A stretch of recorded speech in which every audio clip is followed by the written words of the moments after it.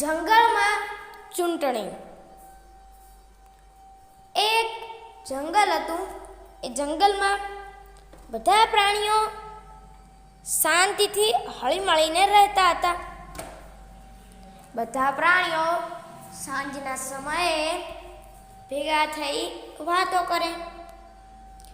એક દિવસની વાત છે. વાંદરો એ હરણ અને હાથી આ ત્રણેય પ્રાણીઓ ભેગા થઈને વાતો કરી રહ્યા હતા. ત્યારે વાંદરો કહે કે જો પ્રાણીઓમાં જો કોઈ બુદ્ધિશાળી જીવ હોય તો તે વાંદરો છે, કારણ કે વાંદરો એ મનુષ્ય જેટલું જ બુદ્ધિમાન પ્રાણી છે. તે મનુષ્ય જેટલું જ બુદ્ધિ ધરાવે છે અને તે મનુષ્યની ચાલ પણ ચાલી શકે છે. આ સાંભળી હરણ પણ કેમ ચૂપ થાય? હરણ કહે, જો જંગલમાં સૌથી સુંદર પ્રાણી હોય તો તે હરણ છે અને હરણની ચાલ પર બધા જ મુગ્ધ થઈ જાય છે. ત્યારે પેલો હાથી કહે, અરે રે, તમે તો શું કહો? જંગલમાં સૌથી મોટું અને શક્તિશાળી પ્રાણી તો હાથી જ છે અને ભારીમાં ભારી વજન ઉંચકવામાં હાથી જ કામ આવે છે. માટે હાથી એ જંગલમાં સૌથી શ્રેષ્ઠ પ્રાણી છે. આમ જંગલમાં આ વાત ફેલાઈ ગઈ કે કોણ સૌથી શક્તિશાળી છે અને કોણ સૌથી સારું છે. તેથી હાથી, હરણ અને વાંદરો આ ત્રણેય જંગલના રાજા સિંહ પાસે જાય છે અને કહે છે કે જંગલના રાજા, તમે જ કહો કે આ જંગલમાં સૌથી સારી અને શ્રેષ્ઠ જાતિ કઈ છે? ત્યારે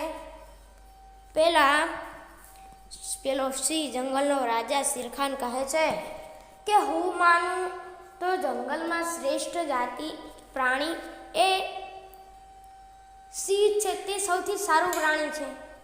તે આમ શાંત રહે, પરંતુ કોઈ મુસીબત આવે ત્યારે દોડી જાય અને દોડીને તેને મારે. તે કોઈ દિવસ સામેલામાં વ્યક્તિને દેખી પાછો પડતો નથી અને અમે એટલા નીડર જ છીએ. ત્યારે આ ત્રણ પ્રાણીઓ ત્યાં વાત કરતા હતા અને પાછો ચોથો સિંહ આવી ગયો. ત્યારે આ ચાર પ્રાણીઓ વચ્ચે ઝઘડો થવા લાગ્યો. એક કહે હું છું શ્રેષ્ઠ, બીજો કહે હું શ્રેષ્ઠ, ત્રીજો કહે હું શ્રેષ્ઠ અને ચોથો કહે હું શ્રેષ્ઠ. પણ અસલમાં શ્રેષ્ઠ પ્રાણી કોણ? આ બધું જાણવા માટે બધા પ્રાણીઓ અને સિંહે કહ્યું કે ચાલો ને આપણે એક કામ કરીએ, જંગલમાં ચૂંટણી યોજીએ. જેને સૌથી વધારે મત મળશે તેને જંગલનો રાજા માનવામાં આવશે. ત્યારે પેલો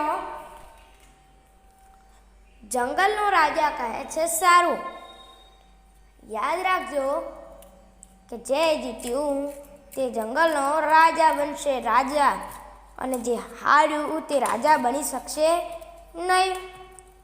અને સિંહ કહે છે કે મને તો વિશ્વાસ છે કે હું જ ચૂંટણીમાં જીતી જઈશ અને તમે બધા હારી જશો. ત્યારે પેલો વાંદરો કહે, એ તો મહારાજ ચૂંટણી પત્યા પછી જ જોઈએ કે કોણ સૌથી શ્રેષ્ઠ છે.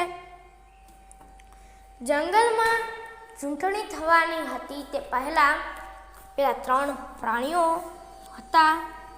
કોણ? વાંદરો, હરણ અને હાથી. આ ત્રણે એક યોજના બનાવે છે કે કઈ રીતે સિંહને હરાવવો. તેમને ખબર હતી કે સિંહ જીતવાનો છે, તો કઈ રીતે હરાવો તેની યોજના બનાવે છે. અને તેઓ એક યુક્તિ વિચારે છે. તે બાજુના જંગલનો જે રાજા હતો કે જે સિંહથી ઈર્ષ્યા કરતો હતો, તેની સલાહ લઈને એક ઝેરી ફૂલ કે તેને વાટી અને તેનો ભૂકો બનાવી, તેનો પાવડર બનાવી, જો તેને તળાવમાં નાખવામાં આવશે તો તે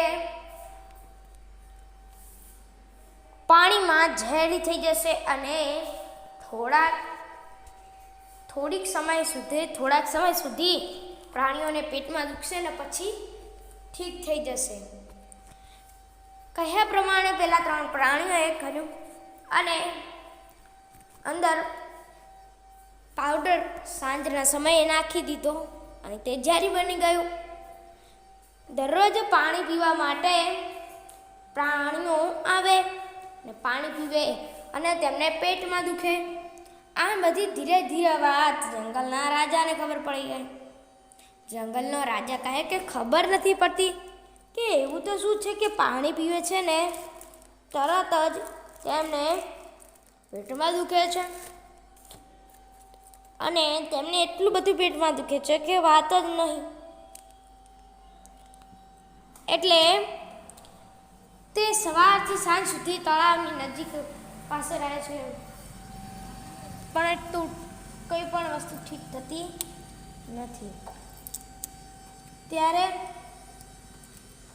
પેલા વાંદરાઓને અને પેલા હરણ અને હાથીને એમ થાય છે કે હવે આપણે જે સાચું છે તે કહી દેવું પડે, કારણ કે જંગલનો રાજા સાચુકલાનો જંગલનો રાજા છે, કારણ કે તેને જંગલના પ્રાણીઓને છોડીને ક્યાંય ગયો નથી, ત્યાં જ બેસી રહ્યો છે. ત્યારે તે બધી વાત કહે છે અને જંગલનો રાજા ખૂબ જ ગુસ્સે થઈ જાય છે. જંગલનો રાજા કહે છે કે પહેલાં આમને જે તકલીફ છે દૂર કરું ને પછી તમારી ત્રણેયની વાત છે, હું તમને સજા કરીશ. અને કહ્યા પ્રમાણે સિંહે કહ્યું કે પહાડી પરથી એક સફેદ ફૂલો છે તે લઈ પાવડર બનાવી જંગલના પ્રાણીઓનું તળાવ છે તેમાં નાખો અને જંગલના પ્રાણીઓને પાણી પીવા કહો. આ પ્રમાણે કર્યા પછી પેલું વાંદરો અને હરણ ફૂલ લેવા જાય છે અને ફૂલ લેવા ગયા પછી તેનો પાવડર બનાવે છે અને તેને તો તળાવમાં નાખે છે અને બધા પ્રાણીઓ પાણી પીવે છે અને સ્વસ્થ થઈ જાય છે. ત્યારે બધા કહે છે કે જંગલનો રાજા તો સિંહ જ છે, જંગલની રાજાની બરોબર કોઈ જ આવી શકતું નથી.